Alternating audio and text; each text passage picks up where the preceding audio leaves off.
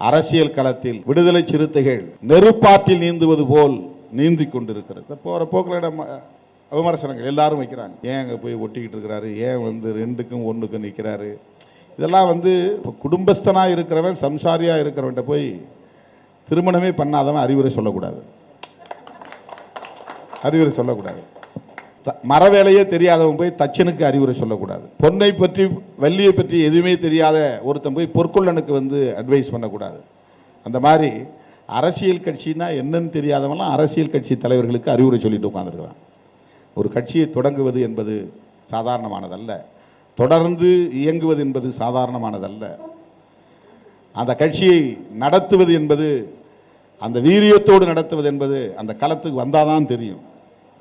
தேர்தல் களத்தில் நின்றால்தான் தெரியும். காங்கிரஸுக்கு 10, விடுதலை சிறுத்தைகளுக்கு 2 லாஜிக் நல்லா இருக்கு கேட்கறதுக்கு. ஏன் காங்கிரஸுக்கு 10 கொடுக்கணும்? இப்படி யோசிச்சு பாருங்க. ஆண்ட கட்சி காங்கிரஸ் கட்சி, இந்தியாவில் எல்லா மாநிலங்களையும் ஆண்டு கொண்டிருந்த கட்சி காங்கிரஸ் கட்சி. அன்றைக்கு மாநில கட்சிகளுக்கு காங்கிரஸ் தான் பிரித்து கொடுத்துக்கிட்டு இருந்துச்சு கூட்டணியில். இன்றைக்கு மாநில கட்சிகளிடம் காங்கிரஸ் வாங்கிக்கிட்டு இருக்கு. 20-30 இடங்களில் போட்டியிடக்கூடிய தேசிய கட்சி இன்றைக்கு 10 இடங்களில் தான் போட்டியிடுகிறது. அது டிக்ளைனிங் கிராஃப் கீழே வந்துகிட்டு இருக்கு. நாம வந்து மேலே போறோம், ஆனா போராடிக்கிட்டு இருக்கிறோம். இதுக்கு சோசியல் ஸ்டிக்மா இருக்கு. அம்பேத்கர் படம் உள்ள எல்லா தளங்களிலும் சோசியல் ஸ்டிக்மா உண்டு. சோசியல் ஸ்டிக்மானா என்ன? சமூக சிக்கல், சமூக நெருக்கடி, சமூக அடையாளம் என்கிற ஒரு நெருக்கடி எல்லா வகையிலும் இருக்குது. எந்த களத்துக்கு போனாலும் இருக்கும். நீ தொழில் தொடங்கினாலும் இருக்கும். அங்கே அம்பேத்கர்ங்கிற பேரே ஒரு ஸ்டிக்மா தான். நம்ம தம்பி ஒருத்தர் அம்பேத்கர் அப்படின்னு பேர் வச்சிருக்கிறாரு, உடனே வீட்டை காலி பண்ணுன்ட்டான். அதான் ஸ்டிக்மா. இப்போ விடுதலை சிறுத்தைகள் கட்சி பரந்த பார்வை உள்ள ஒரு கட்சியாக இருந்தாலும், அனைத்து தரப்பு பிரச்சனைகளையும் பேசுகிற ஒரு கட்சியாக இருந்தாலும், எல்லா தரப்பு மக்களுக்காகவும் போராடுகிற ஒரு கட்சியாக இருந்தாலும், அடிப்படையிலே திருமாவளவன் யார் அப்படின்னு பார்க்குறான். இவர்கள் ஒரு சக்தியாக வளர்ந்தால் அப்படின்னு ஒரு கேள்வி போடுறான். இவர்களை எதிர்க்கிறவர்கள் நம்முடைய கட்சியையும் எதிர்ப்பார்களே என்ற கவலை அவர்களுக்கு இருக்கிறது. இவர்களை ஊக்கப்படுத்தினால் இவர்களை பிடிக்காதவர்கள் நம்முடைய கட்சிக்கும் வாக்களிக்காமல் போய்விடுவார்களே, அது சோசியல் ஸ்டிக்மா. இந்த யதார்த்தத்தையும் நாம் புரிந்து கொள்ள வேண்டிய தேவை இருக்கிறது. இதை கடந்து வர வேண்டும். 2 ஒன்னாகாம இருக்க, 2 3ஆகவில்லை என்பது ஒரு புறம் இருந்தாலும் கூட 2 ஒன்னாகாமல் இருக்கிறதே, அதுவே ஒரு போராட்டத்தில் கிடைத்திருக்கிற வெற்றி. இந்த தேர்தலில், போன தேர்தலில் 24 உதயசூரியன் சின்னம் களத்தில் இருந்துச்சு. இப்போ இந்த தேர்தலில் 22 உதயசூரியன் சின்னம் தான். திமுகவுக்கு 2 குறைஞ்சிருக்கு. நாம் அப்படியே ஸ்டேட்டஸ் கோல இருக்கிறோம்.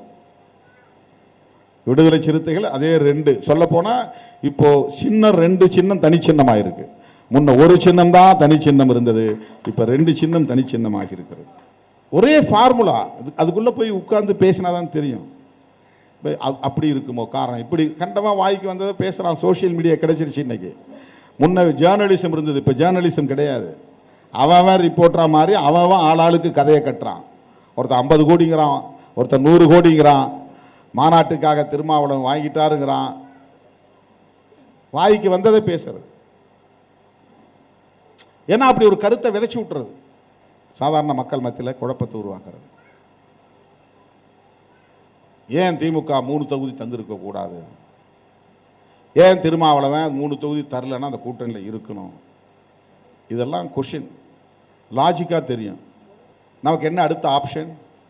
ஒன்று அதிமுக போகணும், இல்லைன்னா தனியாக நிற்கணும். அதிமுக எதுக்காக போகிறோம்? ஒரே ஒரு தொகுதி கிடைக்கலங்கிறதுக்காக. இப்போ ஒரு தொகுதி கிடைக்கலங்கிறதுக்காக அதிமுக போயிட்டா எல்லாம் சாதிச்சிட முடியுமா? இப்போ இவ்வளவு நாள் உருவாக்கி வைத்திருந்த இமேஜ் என்னாவது? பேசிய கொள்கை என்னாவது? கருத்துக்கள் என்னாவது? அப்போ இந்த ஒரே ஒரு தொகுதிக்காகத்தானா இவ்வளவும் பேசியது?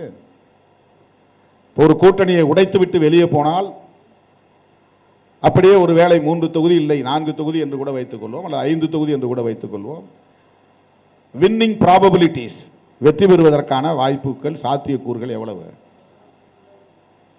காம்பினேஷன்லாம் பார்க்க வேண்டியிருக்குல்ல, கூட்டல் கழித்தெல்லாம் பார்க்க வேண்டியிருக்குல்ல. சரி, பிஜேபியும் அதிமுகவும் ஏன் பிரிந்து நிற்கிறார்கள்? என்ன சண்டை? மோடிக்கும் எடப்பாடிக்கும் சண்டையா? அல்லது அமித்ஷாவுக்கும் எடப்பாடிக்கும் சண்டை நடந்ததா? அல்லது பிஜேபி பேசுகிற கொள்கை தவறு என்று என்றைக்காவது அதிமுக சொல்லிவிட்டு வெளியே வந்ததா? எதற்காக அவர்கள் பிரிந்து நிற்கிறார்கள்? ஏற்கனவே ஒன்றாய் இருந்தே வெற்றி பெறாதவர்கள், அதிமுக, பாஜக, பாமக எல்லோரும் சேர்ந்து நின்றும் அவர்களால் ஆட்சியை கைப்பற்ற முடியவில்லை, தோல்வியை தழுவினார்கள். அவர்களால் எம்பி தேர்தலில் வெற்றி பெற முடியவில்லை, தேனியை தவிர 38 தொகுதிகளில் தோற்று போனார்கள். 3 பேரும் ஒன்னா சேர்ந்தே. அப்படி ஒன்றாய் சேர்ந்தே போன தேர்தலில் தோல்வியை தழுவியவர்கள் இப்போது தனியாய் நின்று எப்படி ஜெயிக்க முடியும்?